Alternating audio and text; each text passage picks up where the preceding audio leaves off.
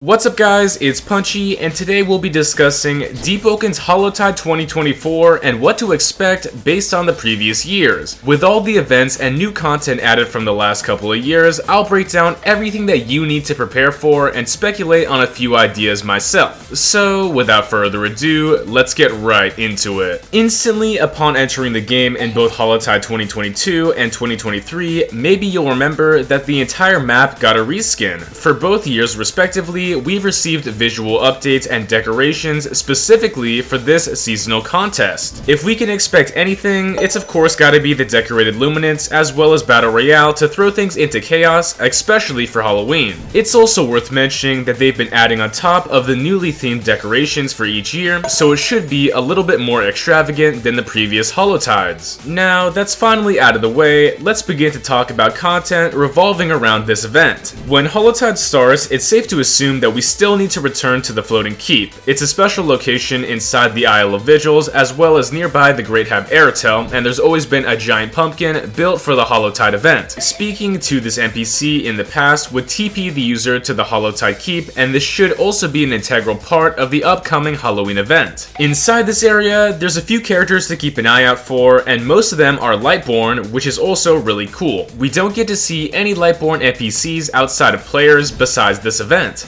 Anyway, there's a few special NPCs of note which you should prepare for. Lysander Spellheart is the main Lightborn NPC for this event who will initiate you on the rules and regulations as well as provide you many of the prizes. Everything granted from this NPC can range from consumable rewards like gems and monster parts, cosmetic items, and of course the expensive seasonal medals. I'll be discussing the loot much later, but he's a very important NPC to redeem joy to and explain how it works. Glaive, another Lightborn, is the guy that you want to talk to for special Hallowtide weapons, new seasonal enchants, and equipable armor, so joy can also be used to buy from him. Finally, around the map, blacksmiths in the keep and blacksmiths anywhere can be accessed to redeem Hallowtide seasonal medals. All year long, if you've earned and bought the year-specific medal, you can redeem any item from these NPCs from Hallowtide at the small cost of knowledge. So, for obtaining missing items for a build or straight up stat farming this loot, when Hallowtide 2024 drops, buy these as soon as possible. Finally, now that all the NPCs are out of the way, let's talk about joy and the content specific to Hallowtide, which might be returning this year. Everything buyable from the event stems from obtaining joy, so this is very important. Essentially, you can actively gain joy with a Hallowtide mask, scaring NPCs with it on, and this can be crafted with fine ink, shell stock, and paperette. Every single one of these drops is extremely common from any chest during the event, but if you have any of them, you can trade for those, or if you just have the mask, those will save. Further, it was also possible to access the Gourd Skipper Wave event, which was entirely new last year. You would enter portals at the Floating Keep or around the map to fight and survive against NPC Gourd Skippers while throwing pumpkin bombs to kill them. If you got hit, you'd be corrupted, forced to gain joy while converting your player counterparts. Last year, this was the greatest, most optimal way to obtain joy and all things Hallowtide for loot, providing special bonus chests and exclusive cosmetics as well. Based on this, maybe there's going to be a further upgrade to the Gourd Skipper survival with a boss or even a new sort of game mode itself. It's hard to tell what they'll be doing, but with the system in place, it might be added onto. Now, let's discuss the possible loot and character upgrades that we might be receiving for Hallowtide 2024. Let's start with the cosmetics. During Hallowtide 2022, we were granted helmets from the developer's previous game, Rogue Lineage, with the familiar Heretic's Helm, familiar Knight's Helm, and familiar Priest Helms. This was a really interesting callback to an old game that many players enjoyed, and this was also further built upon the next year. In 2023, players could also obtain the Mushroom Costume, a character transforming cosmetic that would turn them into the Scroom race from Rogue Lineage, and that was crazy. There was also the possibility to dye them, and variants such as the Metal Scroom Mushroom, Glow Shroom, Charm Shroom, and the Zap Shroom, which were rare drops from killing mobs in the event. The Pumpkin Helm was also an option, dropping from the Gourd Skippers, which was was also thematic for Halloween. For this year, I'd expect even more themed outfits, but for Rogue Lineage, maybe we'll see the 2D outfits from classic classes, or even a new costume. If anything happened, maybe a guy in costume could be cool, or even scarier, the Rogue Lineage Ashen Freshie, you know, that would be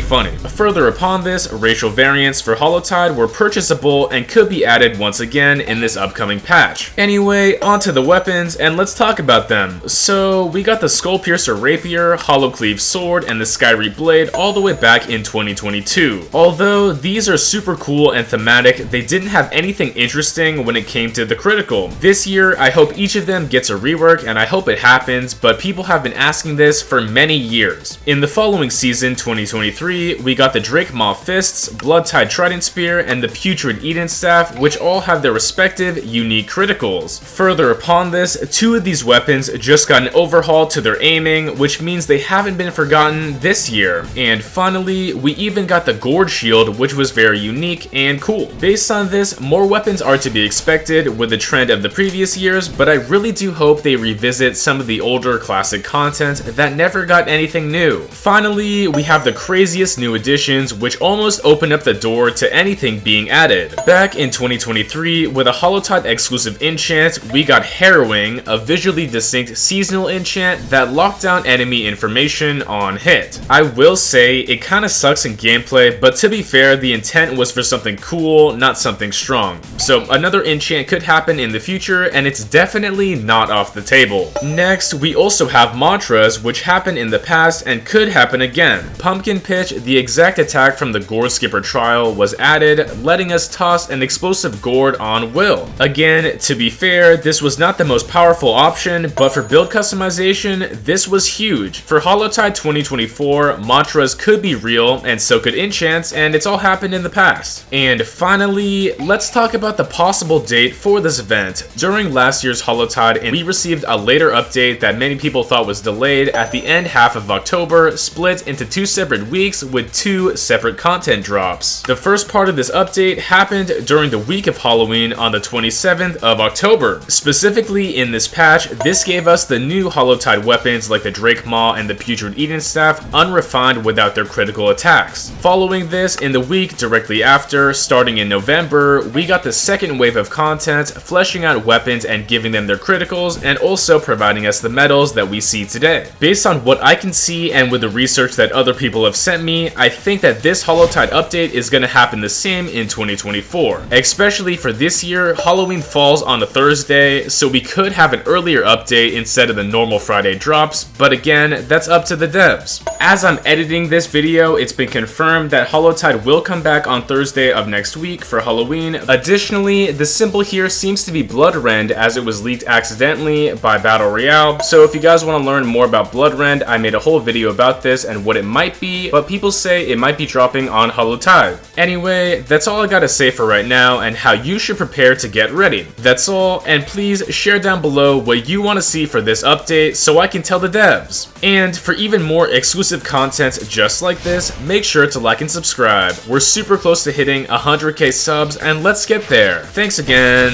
it's punchin' time.